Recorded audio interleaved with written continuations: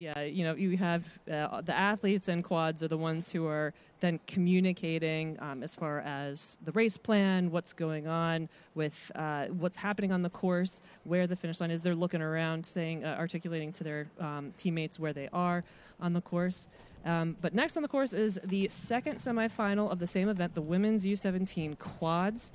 Here over in the far side lane, we have Elizabeth City, then Lake Phelan, Nereid next to them, middle of the field in lane 5, Connecticut, Los Gatos in 4, Tempe Junior in 3, in 2, Huntsville, Madison, and Williamsburg in lane 1.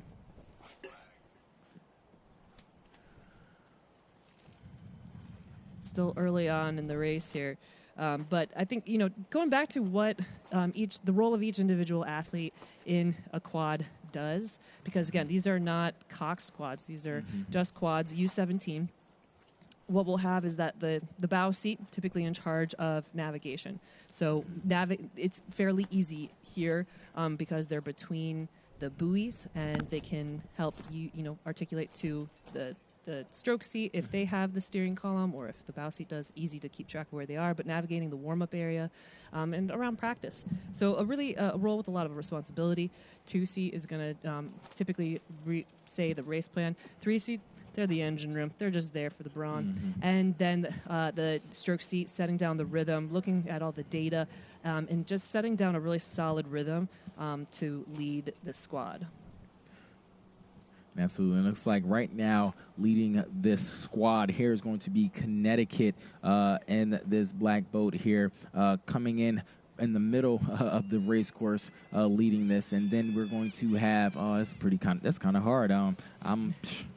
It's hard to say at this point, and I think that's something really fun about quads. So I think we both like rowing quads. They're incredibly fast boats, so the faster the boat, the smaller the margin. And it's really testament to these athletes who don't have a coxswain to tell them what's going on, to just trust your teammates and what they're telling you, at keeping your focus inside the gunnels as much as possible, because a lot is going on out there. Connecticut still out in front. I then potentially could say Lake Phelan, Nereid, Elizabeth City, and Los Gatos around that order, but things are changing every moment. So they passed through the 750. They're closing in on the 1,000. But yes, it does look like we've got Connecticut, but wow, you're right. For that second place position, it's very tight between Elizabeth City, Lake Phelan, Los Gatos, and Huntsville, Madison. It's like you just got to wait for it to unfold. Honestly, that's what I'm saying. I mean, we're saying just a zigzag across the board here. And, again, everybody's within striking distance. The only clear position that we have is Connecticut. And then, like you said before, I mean, this Huntsville-Madison crew as well as this Los Gatos crew looks like they are going to be battling out. But also, if you look on the other side here, this Lake Phelan crew is with that is with Los Gatos and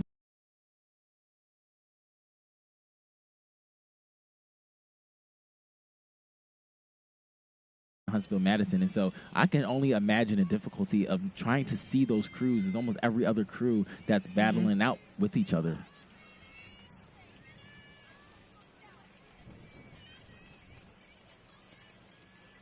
And as we approach the third 500 meters of the race here, we may start to see some shakeup. We may start to see some burn. Maybe one of these crews started to fly or die. But right now, everybody is looking strong. Everybody is looking firm and holding on to their placements. And kind of interesting, the lead boat, the Connecticut crew, a little bit lower stroke rate than the rest, but Elizabeth City really took up the rate here. I think they started their sprint pretty early, but they know that's what they need to do in order to claim a first place spot. They are in the priority lane, so they're trying to make a charge there. So in the Elizabeth City, the darker colored shell over on the far side, making a really good effort against Connecticut, saying, no, we had the faster time here. We're going to try to get to the finish line first. So it is Elizabeth City, Connecticut, Lake Phelan, Los Gatos, Nereid, Tempe Junior. Huntsville, Madison, and Tempe Junior battling it out over there, and Williamsburg a little bit off the pace over on the near shore lane, but still linked into this race. Yep, now we are crossing the 1250, 750 meters to go. And as I said, that third 500, it starts to really create separation. And it's not, the will of the athlete. It's it's the will of the muscles. It's the will of that lactic acid and that pain tolerance that is getting them through. And you're seeing some separation due to that, and due to the testament of the foundation that was built for that aerobic threshold. And so again, we're seeing right now that Elizabeth City looks like they have taken that first place spot away from Connecticut, but Connecticut is still sitting strong in the front of this pack. But again, it looks like they're going to be contested as you look to the left side of the screen there. Connecticut, Los Gatos looks like they are now going to apply that pressure onto Connecticut. Can Connecticut respond to Los Gatos' move? Again, so crossing into the last 500 meters, again, we have a 5-boat race for 4 spots. 4 boats are advancing out of this second semifinal into the A final. Elizabeth City a little bit more comfortable than the rest, but Connecticut trying to stave off this really impressive charge out of Los Gatos right next to them. Seem to be handling that well, but they're getting attacked by Nereid. Look at this charge from Nereid, bringing up the rate. They are now level with Lake Phelan. Nereid is level with Lake Phelan. That battle is pushing Connecticut.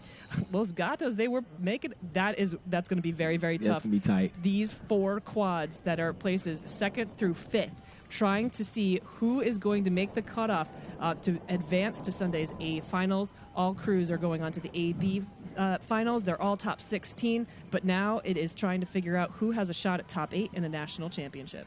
Absolutely. And as we start to enter in to the last 250 meters of the race, this is where the moves need to be made. Again, Elizabeth City looks like they are holding it down, holding their own as they're in that first place spot. But Lake Phelan, Nereid, Connecticut, Los Gatos are now fighting for 3 more spots to get into the A final here. It is time to pick it up. We're seeing Connecticut moving. We're seeing Lake Phelan starting to move. Nereid is also starting to move. Everybody is now in the sprint, in the runway, and we're going to start to see Connecticut now take back their spot in the second place spot. But again, Nereid on their right side is also going to apply that pressure. Oh my goodness grace, this is about to be insane. So Elizabeth City is coming across the line now. Connecticut just edging out Nereid, then Los Gatos and Lake Phelan. Unofficially in that order, your fastest 5, top 4 advanced. Next coming across will be Tempe Juniors.